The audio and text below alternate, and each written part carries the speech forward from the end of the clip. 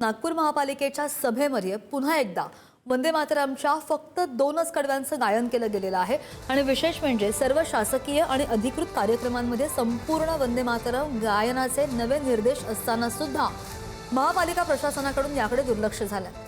सर्वसाधारण सभा होती, या सभेपूर्वी नेहमीप्रमाणे 2च कडवी गायली गेली।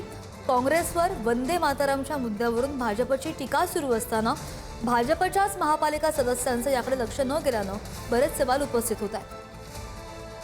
केंद्र सरकारने वंदे मातरमची संपूर्ण 6 कडवी गाण्याचा नियम केला असताना नागपूर महानगरपालिकेच्या सर्वसाधारण सभेमध्ये काल केवळ 2च कडवी गायला गेली।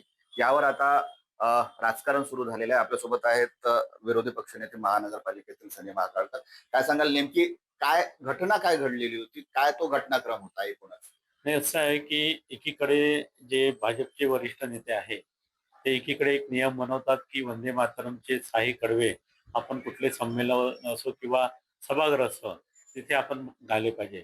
परंतु काल महानगरपालिकेचं जे सर्वसाधारण सभा होती आणि नागपूर महानगरपालिकेची जी सभा सुरू असताना किंवा सुरू व्हायच्या पहिले जे वंदे मातरमचं जे गीत द्यायला गेलं, तर ते जे सुरुवातीपासून जे गीत गात होते की 2 कडवे, तेच काल सुद्धा तिथे गायला गेले आहे। त्याच्यामुळे मला असं वाटतं की कदाचित नागपूर महानगरपालिकेचे जे सत्ताधारी आहे ते काँग्रेसच्या विचाराशी सहमत आहे। भाजप नेत्यांचं म्हणणं आहे की सत्ताधाऱ्यांचं की या चूक जी आहे ती प्रशासनाची आहे, अधिकारी कर्मचारी यासाठी जबाबदार आहेत। असं आहे ना की तुम्ही सत्ताधारी आहे, तुमची सत्ता आहे आणि तुमचे वरिष्ठ जेवढे नेते आहे त्यांनी एक आदेश सुद्धा काढलेला आहे की बाबा कुठल्याही ठिकाणी वंदे मातरमचं जर गीत गायचं असेल तर त्याचे संपूर्ण 6 कडवे ही म्हणायला पाहिजे। आणि हे जर तुम्हाला जर माहित होतं तर आपण अधिकाऱ्यांना तशा सूचना पूर्ववत द्यायला पाहिजे होत्या, किंवा तुम्ही सूचना दिल्या असेल तरी कुठेतरी अधिकाऱ्यावर यांचं कंट्रोल नसेल म्हणून काल ते 2 कडवे तिथे गायला गेले।